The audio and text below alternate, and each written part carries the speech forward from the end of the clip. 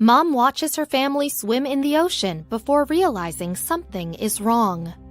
No matter how tight your itinerary, something always goes wrong on a family vacation. Trains run late, must-try restaurants are closed, or, in the case of one family, disaster strikes on a sunny Florida beach. While the day started beautifully, one dive off a dock sent the family into a frenzy, and only a 9-year-old boy could save the day.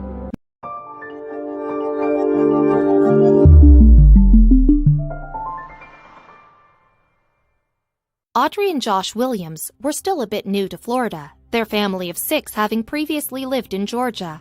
Once they moved and were settled in, they wanted to take advantage of Sunshine State's beach scene, which landed them in a lot of trouble: Quiet Water Beach.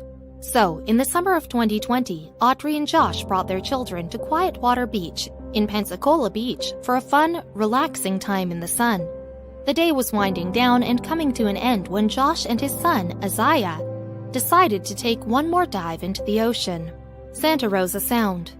While Audrey took care of the younger children, Josh took 9-year-old Isaiah out for one last dive off the boat docks in the Santa Rosa Sound. Even as newcomers to the state, they knew that this was one of the safest aquatic places to be. Danger of sounds. See, sounds are bodies of water that are not directly connected to the ocean. Because of this, dangerous waves aren't possible, and the waters are more predictable and calm. They do tend to be very shallow, however, making diving a bit of a risk. Last dive. So Josh and Isaiah went for one last dive off the docks, with Audrey watching the heartwarming scene of her husband and son taking one more dive together against the backdrop of a beautiful Florida sunset. She didn't know that one move would turn the beauty into horror. The wrong move. Ready to get into the water, Josh and Isaiah decided at the last minute to shuffle their way a little further down the docks for their final dive. There would be more space to swim around freely at the end. Emerald waters. Together, father and son dove right into the emerald waters. Isaiah had the time of his life, though his landing was a bit rough as he hit the beach ground a little hard. Aching but fine, he swam to the water's surface and noticed he was all alone. From the water. Meanwhile, on the shore, Audrey watched Isaiah pop out of the water. Both mother and son had a sinking feeling that something was wrong. Josh hadn't emerged. Isaiah tried to remain calm, keeping in mind a special rule he had made up for such a predicament. Special rule. Even with no formal lifeguard or even swimming training, Isaiah paid close attention to whomever he was diving with. He determined that if his diving partner was underwater for too long, he would go after them. Seconds ticked away. Josh never emerged. Face down. So Isaiah dove down, only to find his father face down, not moving and slowly floating to the surface like a rag doll. With a 100-pound difference in weight, Isaiah did what he had to do to rescue his dad. Unable to move, using great strength, Isaiah flipped his father's body over to prevent him from drowning. Horrifically, Josh was unable to move, but fully conscious. He could only watch as his son struggled to save his life, break, and fear. When the duo reached the surface, Josh told Isaiah that his neck was broken, and he confessed to his son that he was scared. Of course, Isaiah was also terrified, but he knew he could not let fear stop him from doing what he had to do next. To the shore.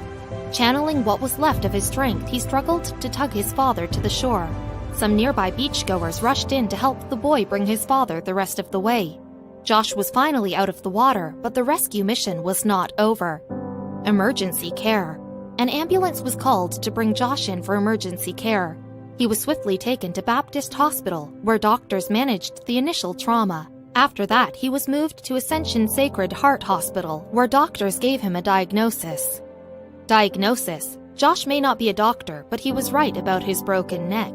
The severe neck injury would require him to undergo C1 to C3 fusion surgery. This terrible news was given amidst the coronavirus pandemic. Unfortunate circumstance. The Williams family had hoped to enjoy a family outing in spite of the fears and dangers of the coronavirus spread. They did not expect a broken neck, but they were very lucky to have the terrific doctors and nurses to take care of Josh. Still, the father had a long road ahead of him. Procedure. A few days later, Josh underwent the C1 to C3 fusion surgery. The whole family was so eager to see him recovered and walking again. The procedure was a success, but it would be some time until Josh would walk on his own. Isaiah was also recovering from his own injuries. Leg pain. Though not nearly as devastating, Isaiah began to feel pain in his right leg. When he dove into the water, he went in feet first, which caused some inflammation. This would subside in a short time. His father, Josh, would unfortunately take longer to recover. Recovery. For some time, Josh Williams was stuck in a wheelchair. The good news, however, was that this accident would not affect his life in the future. Although he took a great deal of time to feel his arms and legs, he recovered quickly. Grateful and proud. Audrey Williams was especially grateful and proud of Isaiah. "I'm so grateful that he was there for him. Because if he wasn't there, my husband probably wouldn't be here today," she said. "He's Daddy's hero, that's for sure." She never imagined a kid could do so much for others.